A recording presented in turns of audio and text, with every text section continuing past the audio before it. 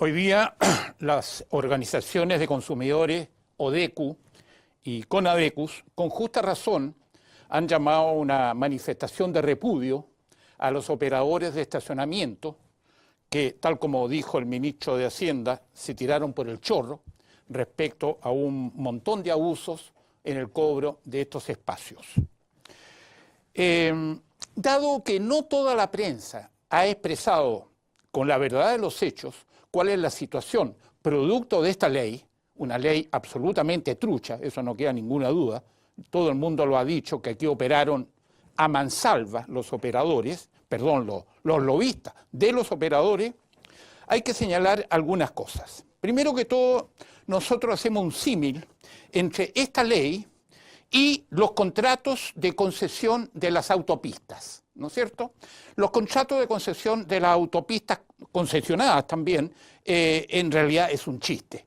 Todas las ventajas para el inversionista, ninguna mejora, digamos, para el automovilista que se introduce a uno de estos caminos públicos, concesionados a privados, que tienen unos lucros espectaculares. No vamos a entrar en detalle respecto de la autopista porque no viene al caso. Concentrémonos en los estacionamientos. Hay tres tipos de estacionamientos, ¿no es cierto? Uno, yo diría que son los más antiguos, los concesionados por las municipalidades en bienes nacionales de uso público, generalmente subsuelo de las calles, de las plazas, de los parques, localizados en cada una de las comunas.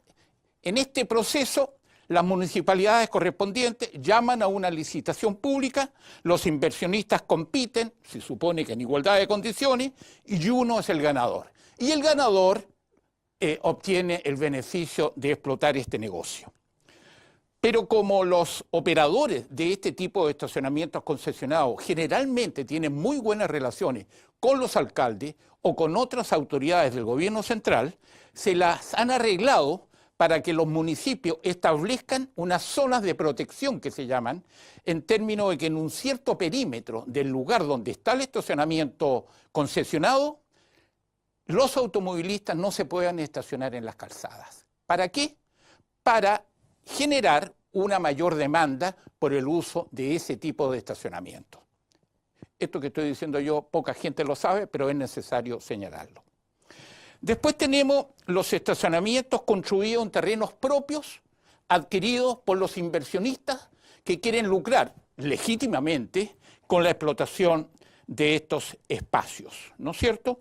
Y naturalmente es un muy buen negocio, en ese sentido no hay nada más que decir, hay una actividad necesaria porque la cantidad de vehículos que ingresan anualmente es muy superior al crecimiento vegetativo de la población. Por lo tanto, siempre va a haber mayor demanda por el uso de estos espacios. Pero después tenemos los estacionamientos construidos por mandato expreso de la Ley General de Urbanismo y Construcción y de su propia ordenanza general, en términos de que todos los equipamientos comerciales, algunos les llaman mall, otros pueden ser supermercados, clínicas, hospitales, en general, todos los análogos a este tipo de establecimientos, tienen que tener una cierta cantidad de unidades de estacionamiento por 40 metros cuadrados construidos, a veces 50, a veces 60.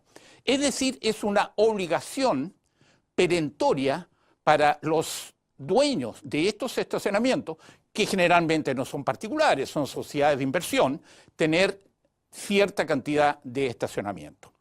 ¿Cuál fue la falla de la ley esta recién aprobada y rechazada prácticamente por toda la población?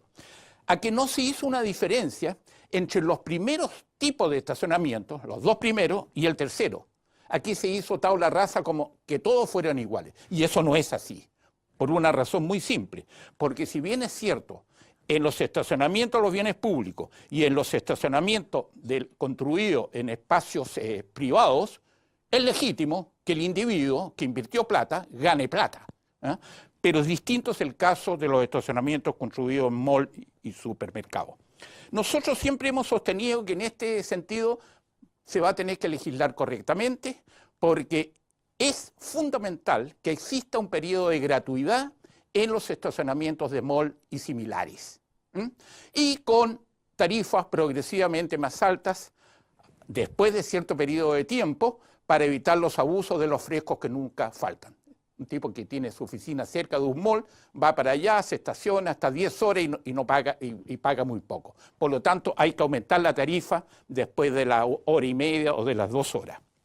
Ahora bien, hay que considerar también lo que sucede con los parquímetros, y en este sentido traigo a colación lo que acaba de pasar con los estacionamientos construidos en las calzadas de la comuna de Recoleta. Ahí hay un conflicto que va a ser resuelto finalmente por la Corte de Apelaciones respecto a una decisión que tomó el alcalde Jadwe. El tema de los estacionamientos es algo muy elemental. Se legisló mal y se tramitó mal la ley, no porque los parlamentarios sean incompetentes, sino que porque los parlamentarios fueron sobrepasados por las peticiones de los interesados. Y en ese sentido, lo lógico es que la nueva ley que se va a presentar, así han dicho algunos senadores, el senador Navarro y algunos diputados, se legisle correctamente. Y en ese sentido, es fundamental también que los parlamentarios que tengan intereses en la actividad inmobiliaria o de la explotación de estacionamiento, por ahí leí un reportaje en donde se decía que el senador Tuma era operador o su familia era operadora de este tipo de negocios. Bueno, estos parlamentarios que están relacionados con el tema tienen que inhabilitarse, es decir, ellos no pueden intervenir en la tramitación de la ley, ni menos votar. Por lo tanto, creemos que es fundamental tramitar la nueva ley e incorporar las concesiones de las calzadas con el uso de parquímetros. O sea, meter todo en un mismo saco. Y en ese sentido tenemos la esperanza de que nuestros parlamentarios, muy bien pagados, empiecen a hacer bien la pega. Muchas gracias.